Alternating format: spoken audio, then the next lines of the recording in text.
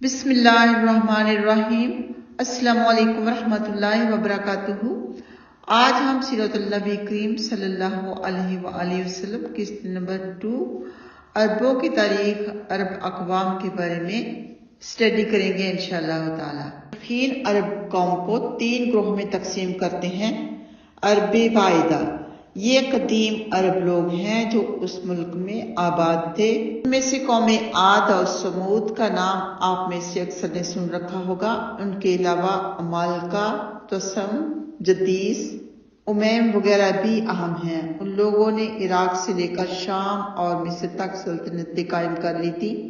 بابل اور اشور کی سلطنتوں اور قدیم تمدن کے بانی یہی لوگ تھے۔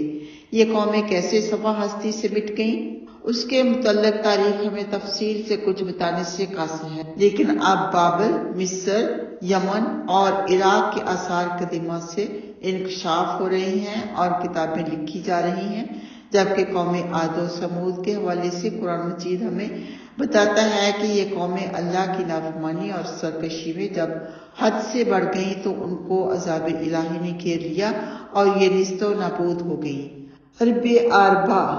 عرب عربہ کو بنو قحطان بھی کہا جاتا ہے۔ یہ حضرت نوح علیہ السلام کے بیٹے سام بن نوح کی اولاد سے ہیں اور یہ لوگ قدیم عرب، عاد و سمود وغیرہ کی تباہی اور جزیرہ نما عرب سے مٹ جانے کے بعد یہاں آباد ہوئے۔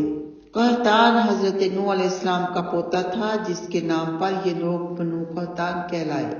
پہلے یہ لوگ یمن کے علاقے میں قیام پذیر ہوئے۔ مشہور ملکہ سبا یعنی حضرت بلقیس کا تعلق بھی بنو قحطان کی ایک شاخ سے تھا۔ پھر ایک دور آیا کہ بنو قحطان کو سرزمین عرب کے دوسرے علاقوں میں نقل مکانی بھی کرنا پڑی۔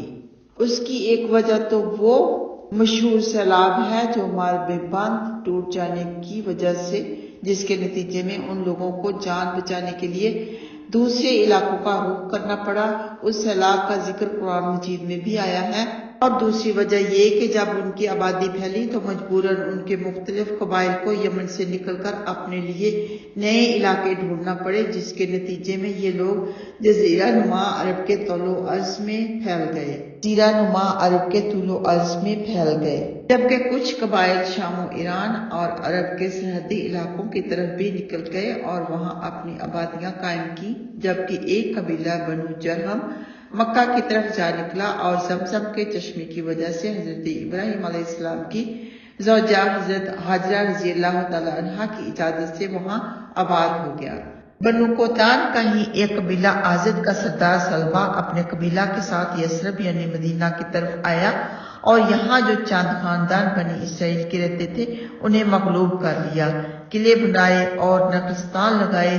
اسی کی اولاد سے اوس اور خزرج مدینہ کے 2 مشہور قبیلے تھے جن کا تاریخ اسلام میں بہت اونچا مقام ہے۔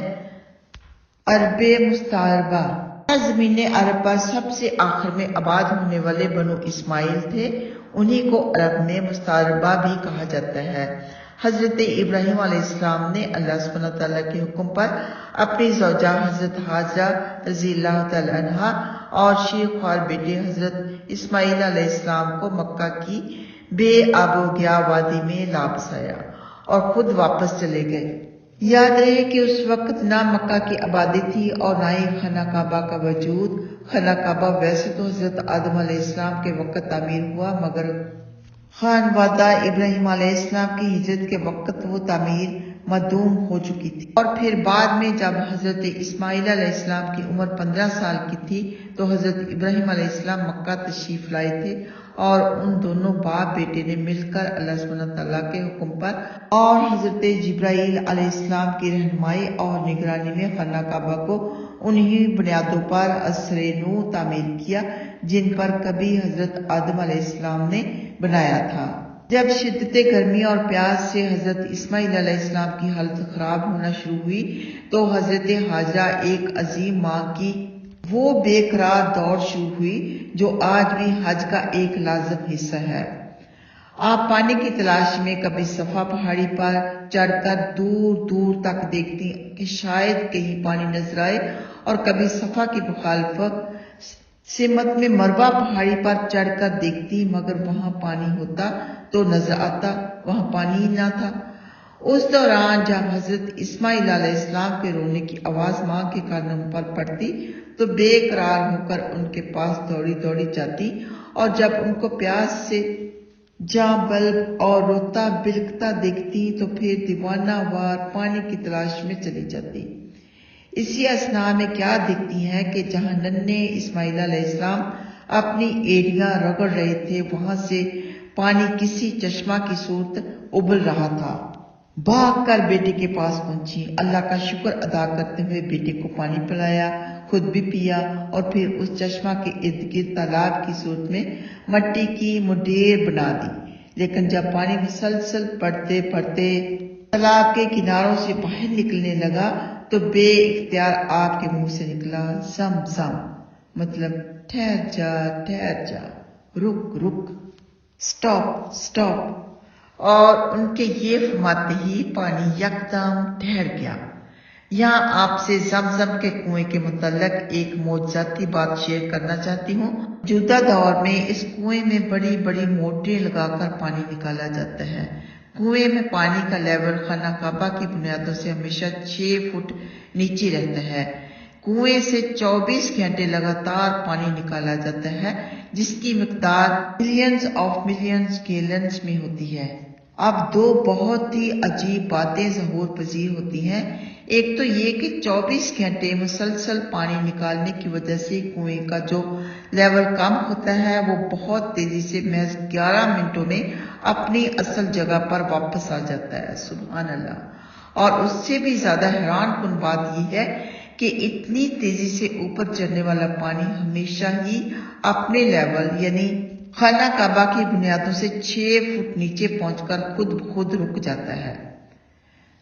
सवाल है कि ये ऊपर क्यों नहीं चढ़ता, और अगर ये पानी खुद ब खुद रुक ना जाए तो तब गौर करें कि अगर 24 घंटे निकाला जाने वाला पानी सिर्फ 11 मिनटों में पूरा हो जाता है, तो अगर ये पानी ना रुके और ऊपर चढ़कर बाहर बहना शुरू कर दे तो तब क्या सूरत पैदा होगी।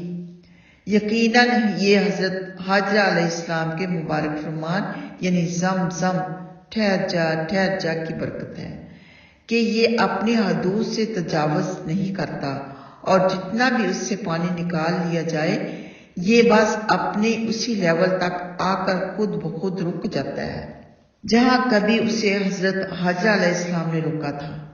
अब असल मौजू की तरफ बढ़ते हैं। ऊपर बनु कहतान के एक कबीला जहम का जिक्र किया गया। ज़मीन अरब क्योंकि ज़्यादातर सहरा और लकुदक पहाड़ी इलाका पर मुश्तमिल है और पानी बहुत नायाब है, तो किसी जगह आबादी के लिए बहुत ज़रूरी है कि वहाँ पानी मैसर हो। कबीला जरहम जब अपने इलाका यमन से नए वतन की तलाश में निकला तो दौरान सफर जब मक्का की वादी में पहुंचा तो वहां उनको ज़मज़म के चश्मा की वजह से ठहरना मुनासिब लगा। क्योंकि चश्मा की मालिक हजरत हाजरा थी तो उन्होंने बीबी हाजरा की इजाजत से चश्मा के साथ में डेरे डाल दिए और आबाद हो गए। यूं हजरत हाजरा और हजरत इस्माइल अलैहिस्सलाम को एक मजबूत अरबी कबीला के साथ मैसर आया। बाद अज़ा इसी कबीला के सरदार की बेटी के साथ हजरत इस्माइल अलैहिस्सलाम की शादी हुई, जबकि खाना काबा भी असरे नू तामीर हुआ। यूं मक्का बे अबो गया वादी से एक आबाद शहर का रूप इख्तियार कर गया। इसके बाद इंशाअल्लाह ताला किस्त 3 में भी हजरत इब्राहिम अलैहिस्सलाम, हजरत इस्माइल अलैहिस्सलाम के बारे में बात होगी। वीडियो पसंद आई हो तो जरूर कमेंट बॉक्स में अपने कमेंट्स दीजिए, लाइक कीजिए, और अगर पहले सब्सक्राइब नहीं किया तो सब्सक्राइब भी कर लें। जज़ाकुमुल्लाहु खैरन। अस्सलामु अलैकुम व रहमतुल्लाहि व बरकातुहू।